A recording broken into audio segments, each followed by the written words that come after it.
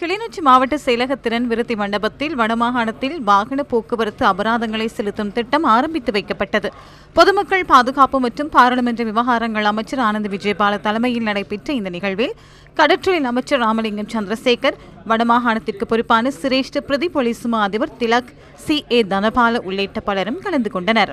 வடமாகாணத்தின் 6 police பிரிவுகளை பிரதிநிதித்துவப்படுத்தும் 150க்கும் மேற்பட்ட போக்குவரத்து போலீஸ் உத்தியோகத்தர்களும் இதன்போது பிரசன்னமாக இருந்தனர்.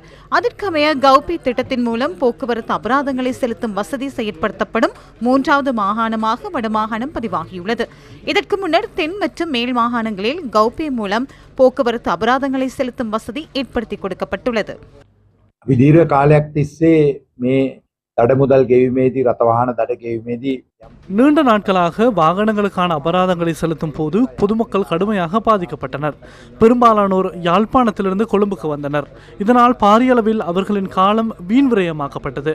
எனினும் தற்போதைய அரசாங்கத்தினால் நடைமுறைப்படுத்தப்பட்டுள்ள அரசாங்க டிஜிட்டல் கட்டண தளமான கௌபேயின் மூலம் அரச கட்டமைப்பு முழுமையாக டிஜிட்டல் மயமாக்கப்படுகிறது. அதன் ஒரு அங்கமாகவே அந்தந்த இடத்திலேயே வாகன போக்குவரத்து அபராதங்களை செலுத்தும் திட்டம் நடைமுறைப்படுத்தப்படுகிறது.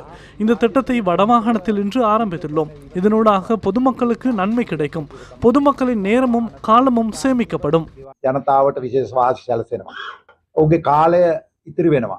முழு நாட்டையும் அந்த இயந்திரமயமான வாழ்க்கை உள்ளுக்கும் மீறி நாங்களும் டிஜிட்டல் மயமாக வேண்டிய தேவை, அந்த தேவையின் அடிப்படையிலேயே இன்றைக்கு எங்களுடைய அரசாங்கம் என்ற வகையில் இன்றைக்கு அது விசேடமாக போலீஸ் திணைக்களத்துக்கு 3வது மாகாணமாக வடமாகாணத்தில் இது அறிமுகப்படுத்தப்பட்டிருக்கின்றது.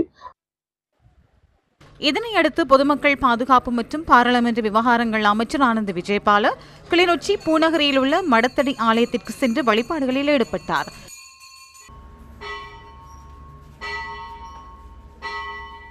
இதனையடுத்து அங்கிருந்த மக்களுடன் அமைச்சர் ஆனந்த் விஜயபால சிநேகபூர்வமாக கலந்துரையாடினார்.